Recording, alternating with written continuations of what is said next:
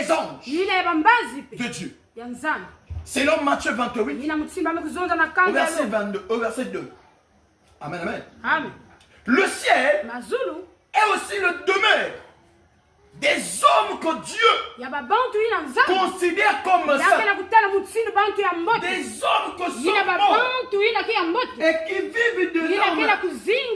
Là, en sa présence. Alléluia.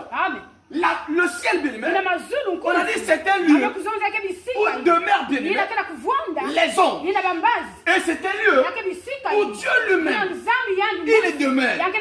Et la Bible fait comprendre encore que le ciel aussi est un lieu où tous les êtres humains, pour tous les hommes que Dieu considère comme saints, comme sans défaut, comme sans faute. Ces gens-là, lorsqu'ils meurent, ils prennent la place au ciel et ils vivent avec Dieu. Selon Luc bien-aimé, selon Luc 16, du verset 22. Alléluia. Amen. Alléluia. Amen. Nous allons lire les deux versets. Matthieu 28, verset 2. Et puis nous allons lire Luc 16. Amen, amen. Amen. Devant nous, nous allons lire la parole.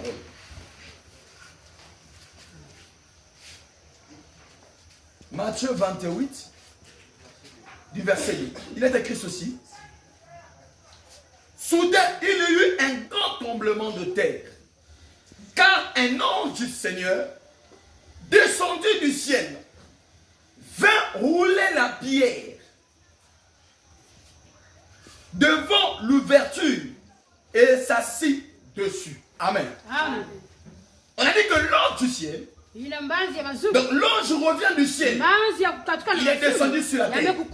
Là on comprend bien que les anges ne vivent pas sur la terre, mais ils vivent au ciel. Nous allons prendre Luc 16. Amen. Luc 16, du verset 22.